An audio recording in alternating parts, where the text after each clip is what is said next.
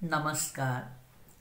मैं सर्वप्रथम करुणा इंटरनेशनल को शाकाहार जैसे तुच्छ समझे जाने वाले विषय पर खुली वीडियो प्रतियोगिता रखने के लिए साधुवाद देती हूँ। पुनः हिंदू जैन बहन को मैं डॉक्टर सीता बिब्रव विषय पर बोलने के लिए अवसर देने के हेतु बहुत बहुत आभार व्यक्त करती हूँ। इस देश में ऋषि मुनियों ने घोर तपश्चर्या के पश्चात शाकाहार को उत्तम आहार माना है। धन्य है वे धर्मावलंबी जिन्होंने हृदय में करुणा का भाव रखकर जियो और जीने दो अथवा जीना है तो जीने दो इन सिद्धांतों का पालन किया और लाखों करोड़ों लोगों से पालन करवाया। जीने का अधिकार सबको है, परंतु यदि कोई किसी को अकेला पाकर उसे मार देता है तो याद रखिए इस सजा से आप बच नहीं पाएंगे। कबीर कह गए हैं, बकरी पाती खात है ताकि काढ़ी खान, जे नर बकरी खात हैं ताको कौन हवाए। किसी के प्राण छीन कर हिंसा को भड़काना धर्मादेश नहीं हो सकता। ईसा मसीह ने बाइबल में स्पष्ट लिखा है, मैंने धरती पर सब प्रकार की जड़ी बूटियां तथा उनके बीज दिए हैं, साथ ही फलदार पेड़ दिए और उनके भी बीज दिए हैं, इसलिए कि वे तुम्हारे लिए मांस का काम करें।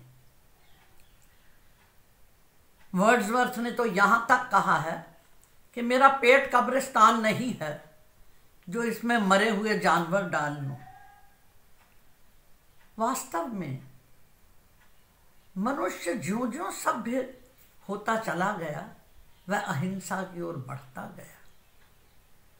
भारत देश दुनिया में एक मिसाल है अहिंसा के आरोहण के लिए।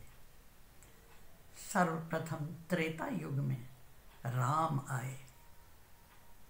राम ने रावण से युद्ध टालने के सैकड़ों प्रयास किए, परंतु उन्हें अंततः रावण का वध करना पड़ा। देश अहिंसा की ओर आगे बढ़ता चला गया।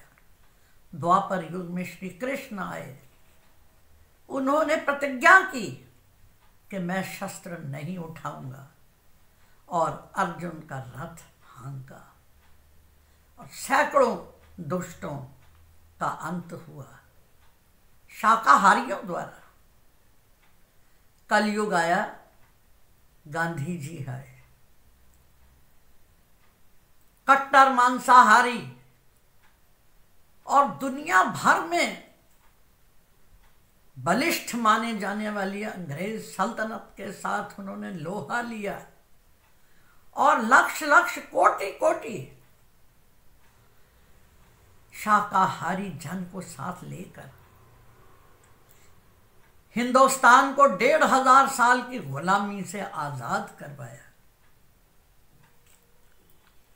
शाकाहार वास्तव में एक जीवन पद्धति है, ठीक उसी प्रकार जैसे गाय एक सामान्य पशु न होकर संस्कृति है। हमने अपनी खूबियों को भूलकर गाय, गांव, नारी इन सब का तिरस्कार किया और चयन किया यांत्रिकी सभ्यता का। धन के पीछे हम भागे, बाजार, शहरीकरण इस ओर बढ़े। परिणाम हुआ कोरोना। जिस नारी ने सबसे अधिक शाकाहार को बचाया, आज कोरोना के इस महाकाल में पूरी दुनिया उसी नारी के द्वारा बनाया हुआ चौके का भोजन, उसका स्वाद ले रहा है। लेकिन कठोर सत्य यह है, कवि ने ठीक कहा है, पीछे कुछ भी हो स्वाद चाहिए ही खाने में। अच्छी लगती है खुजली भी खुजलाने में, जिनकी जबान को अंडा और मांस खाने का चस्का लग गया है। क्या वह इसे छोड़ देंगे, छोड़ सकेंगे, या छोड़ना चाहेंगे?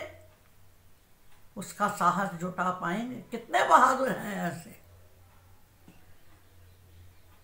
परंतु